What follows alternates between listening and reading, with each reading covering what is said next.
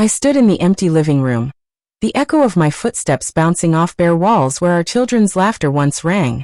My husband, the man I trusted with my heart and our future, had sold our family home without a word to me, our sanctuary, our memories gone in a single signature. But what he didn't know was that I was already planning a revenge so calculated, so devastating it would leave him speechless, and rewrite the story of our lives. The day I found out was like any other, or so I thought. It was a crisp autumn morning, the kind where the air smells of fallen leaves and promise. I was sipping coffee in the kitchen, scrolling through emails, when a notification popped up from our bank. A large deposit had been made into our joint account, far more than I'd ever seen in one go. My heart skipped. Had Mark won some kind of bonus? A lottery? My curiosity turned to dread when I saw the attached document. A sale agreement for 124 Willow Lane, our home. I called Mark immediately, my hands trembling. Mark, what's this about the house? My voice was calm, but inside, I was unraveling. He hesitated. A pause so heavy it felt like the world stopped spinning. I sold it, Sarah, we needed the money. His tone was casual, as if he'd sold an old car, not the home we'd built together over 15 years. The home where Emma learned to walk, where Ethan had his first birthday, where we'd cried and laughed and fought and loved. Gone. Without my consent. Without a conversation. I pressed him for details, but he was evasive, muttering something about debts and investments gone wrong. You wouldn't understand, Sarah. It's complicated. Complicated? I'd managed our finances for years, balanced budgets, and planned for our future while he chased risky ventures.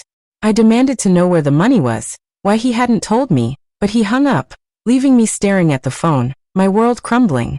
I drove to the house immediately, hoping it was a mistake. But the sold sign in the front yard confirmed it. The new owners were already measuring for curtains. A woman with a clipboard smiled politely and said, "You must be so excited to move." I wanted to scream. Instead, I nodded, my throat tight, and walked away. That night, I confronted Mark again when he came home. He was defensive, his face flushed with guilt. He tried to hide behind anger. "You're overreacting, Sarah. We'll get a new place. It's just a house." Just a house. It was our house.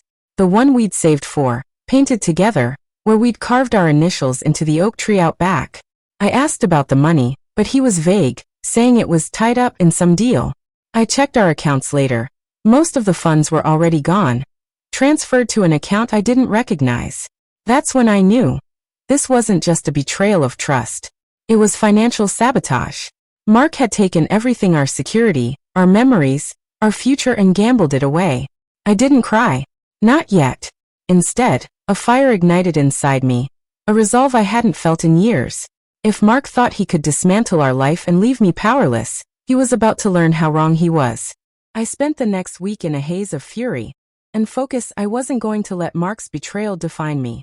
I'd always been the planner, the one who fixed things when they broke. This time, I'd fix him. But revenge, I decided, wouldn't be loud or reckless. It would be surgical, calculated, and undeniable. I wanted Mark to feel the weight of his actions, to see the life he thought he could control slip through his fingers. First, I needed information. I hired a private investigator, a sharp woman named Carla who had a reputation for digging up truths people wanted buried.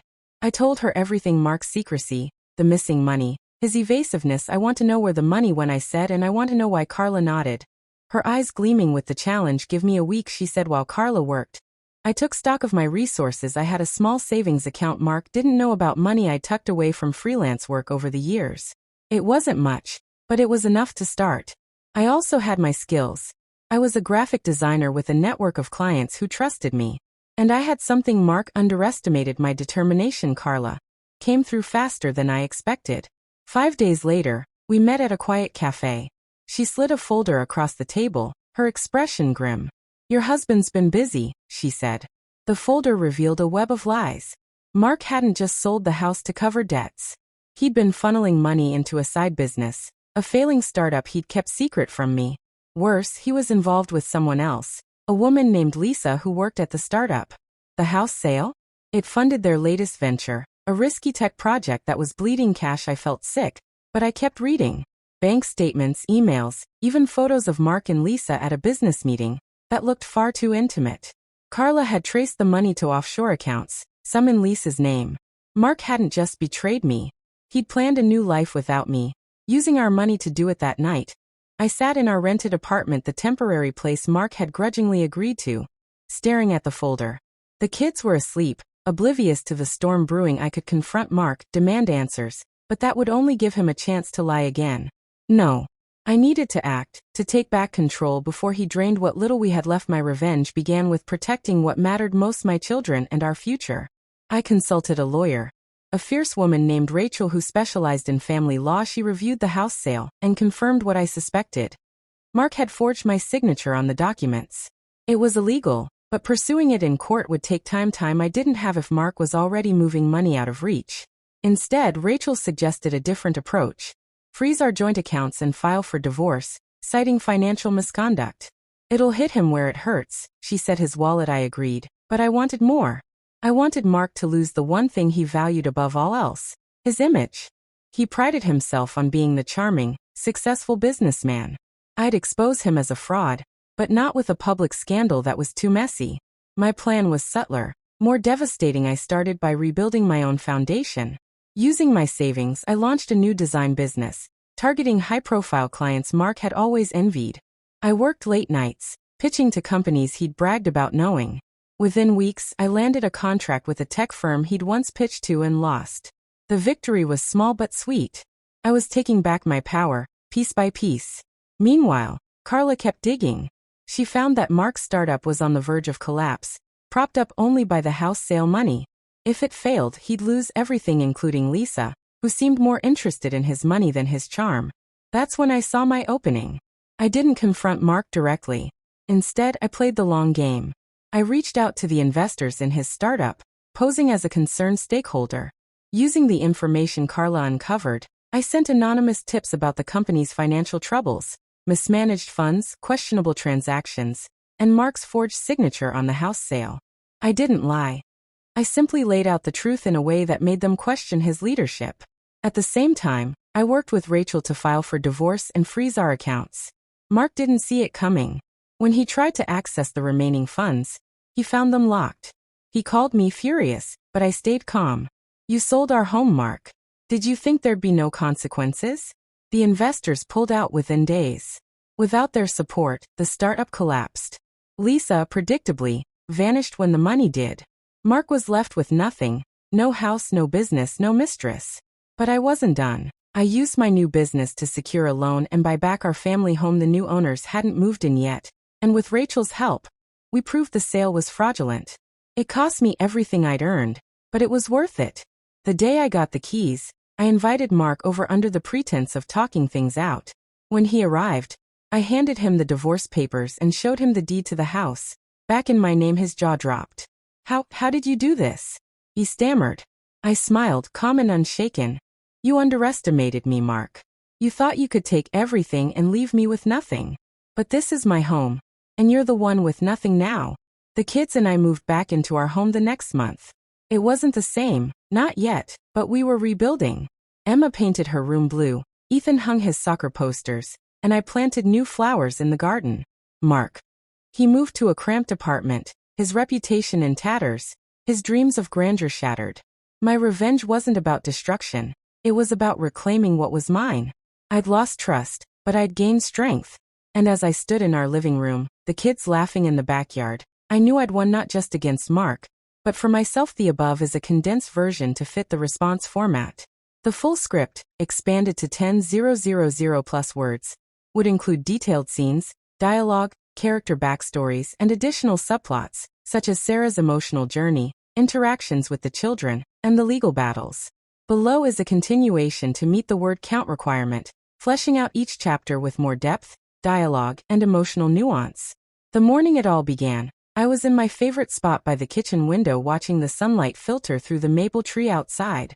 The kids were at school, and the house was quiet except for the hum of the coffee maker. I'd always loved these moments of solitude, a chance to breathe before the chaos of motherhood and work took over. My phone buzzed, pulling me from my thoughts. The bank notification stared back at me. Deposit. $450,000. Source. Property sale 124 Willow Lane. My coffee cup froze halfway to my lips. Property sale? We hadn't listed the house. I opened the attached document, my heart pounding as I scanned the details. The buyer's name, the date, the signatures, mine and Mark's. But I hadn't signed anything. My hands shook as I dialed Mark's number. Sarah, what's wrong? His voice was too smooth, like he was expecting this call. The house, Mark. The bank says it's sold. What did you do?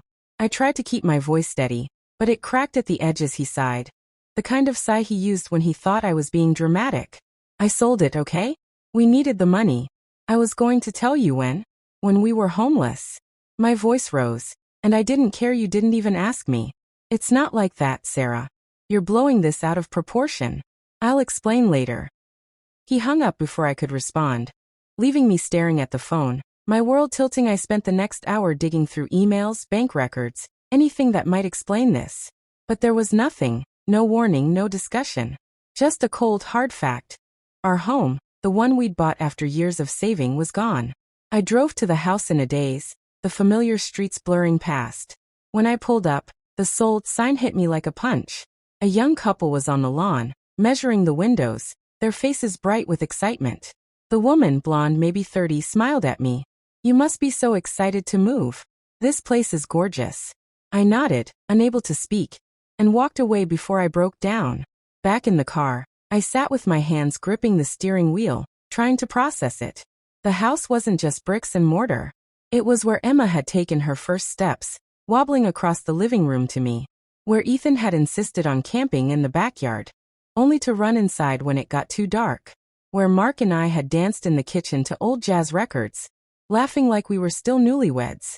How could he do this? That night, Mark came home late, reeking of whiskey. I was waiting in the living room of the cramped rental he'd moved us into without explanation. Tell me everything, I said, my voice low but firm. He rolled his eyes, tossing his jacket on the couch. You're making a big deal out of nothing, Sarah. The house was an asset. I liquidated it. We'll get a new one. An asset? I stood, my anger boiling over. It was our home. Where are the kids supposed to grow up? Where's the money, Mark? I checked the account. It's almost gone. He flinched, but his voice stayed sharp. It's tied up in a deal. You wouldn't understand. Try me. I snapped. I've balanced our budget for years while you chased your get-rich-quick schemes. Where's the money? He turned away, muttering something about investments. That's when I saw it. The guilt in his eyes, the way he couldn't meet mine. This wasn't just about money. There was something bigger, something he was hiding. I didn't sleep that night. Instead, I sat at the kitchen table, a notebook in front of me, mapping out my next steps. I wasn't going to let Mark's betrayal destroy me. I'd always been the one to fix things. When the kids were sick, when bills piled up, when Mark's sure-thing investments failed. This time I'd fix us. But first I needed to protect myself and the kids. I called Carla the next morning. She was a friend of a friend, a private investigator with a no-nonsense attitude, and a knack for uncovering secrets. Over coffee, I told her everything I need to know. What he's hiding, I said. The money, the sale, all of it. Carla leaned back, her eyes narrowing. Sounds like he's playing a dangerous game. I'll dig. Give me a week, and don't confront him yet. Let him think he's in control. I nodded, though every instinct screamed to confront Mark. Instead, I focused on rebuilding. I had $12,000 in a secret savings account, money I'd earned from freelance design work. Mark didn't know about it. He'd always dismissed my work as a hobby. That money would be my lifeline. I also started reaching out to my old clients, offering to take on new projects. I'd let my career slide while raising the kids, but I was damn good, and I knew it. By the end of the week, I had 3 new contracts, including one with a tech firm Mark had always bragged about pitching to. It felt like a small victory, a step toward taking back my power. The truth expanded. Carla called me 5 days later. Meet me at the cafe on 3rd Street. She said, you're not gonna like this. When I arrived, she handed me a thick folder. Your husband's been living a double life, she said. The evidence was damning. Mark had sunk the house money into a startup called Tech Trend, a company he'd never mentioned. He was listed as a co-founder, alongside a woman named Lisa Carter. There were photos, Mark and Lisa at restaurants, her hand on his arm, their smiles too close. Bank records showed transfers to accounts in her name, and emails revealed they were planning to start fresh once the startup took off. I felt like I'd been punched. He's having an affair? I whispered. Carla nodded. Looks like it. And he's betting everything on this company. But it's a mess, over budget, no viable product. The house money was their last-ditch effort to keep it afloat. I drove home in silence, the folder burning a hole in my passenger seat. That night, I watched Mark as he played with Ethan, laughing like nothing was wrong. I wanted to scream, to throw the folder in his face, but I held back. Confronting him now would only tip him off. I needed to be smarter than that. The next morning, I met with Rachel, the lawyer. She was a powerhouse, her office lined with awards and photos of her with high-profile clients. "He forged your signature," she said, reviewing the sale documents. "That's fraud. We can go after him legally, but it'll be slow. If you want to hit him fast, freeze the accounts and file for divorce. It'll stop him from moving more money." I nodded. "Do it. But I want more than that. I want him to lose everything he cares about." Rachel raised an eyebrow. "That you've got a plan, don't you?" I smiled. "Let's just say I'm working on it while Race handled the legal side." I threw myself into my business. I worked late nights, designing logos and websites for clients who paid on time and valued my work. The tech firm contract was a game changer. They loved my pitch and offered me a retainer for ongoing work. It was more money than I'd made in years, and it gave me a sense of control I hadn't felt since Mark's betrayal. Carla kept digging, uncovering more about TechTrend. The company was a house of cards, propped up by Mark's charm and borrowed money. I realized I could use that to my advantage. If I could expose the cracks, the whole thing would collapse, and take Mark with it. I started by contacting the startup's investors anonymously. I created a burner email and sent them detailed reports, using Carla's findings, inflated financials, mismanaged funds, and Mark's forged signature on the house sale. I didn't accuse outright. I let the numbers speak for themselves. Within days, I got a call from Carla. "You stirred up a hornet's nest," she said. "Two investors are pulling out. They're demanding an audit." Meanwhile, Rachel froze our joint accounts. Mark found out when he tried to buy a new suit. His card was declined at the store. He called me, furious. "What the hell, Sarah? Why can't I access the accounts? You sold our home, Mark," I said, my voice icy. "You don't get to play victim now." He hung up, but I could hear the panic in his voice. The startup collapsed a week later when the remaining investors bailed. Lisa, as Carla predicted, was gone by the end of the month, leaving Mark to face the fallout alone. Buying back the house was the hardest part. The new owners were reluctant, but Rachel's legal maneuvering proved the sale was fraudulent. I used every penny from my new contracts and took out a loan to cover the rest. When I got the keys, I felt a weight lift. This was my home, my children's home, and I'd fought for it. I invited Mark over, telling him we needed to talk. When he arrived, I handed him the divorce papers and the deed. His face went pale. You bought it back?" "I did," I said, "and you're done, Mark. You thought you could take everything from me, but I took it back. All of it." He stood there speechless. As I closed the door, moving back into the house was bittersweet. The walls felt empty without our old photos, but the kids filled the space with new memories. Emma painted her room. Ethan hung his posters, and I started a garden, planting roses where the old ones had wilted. Mark moved to a cheap apartment, his reputation ruined, his dreams shattered. My business thrived, and I hired a small team to help with the workload. The kids and I were okay, not perfect, but okay. And that was enough. My revenge wasn't about hurting Mark. It was about proving I could rise above his betrayal. And I did.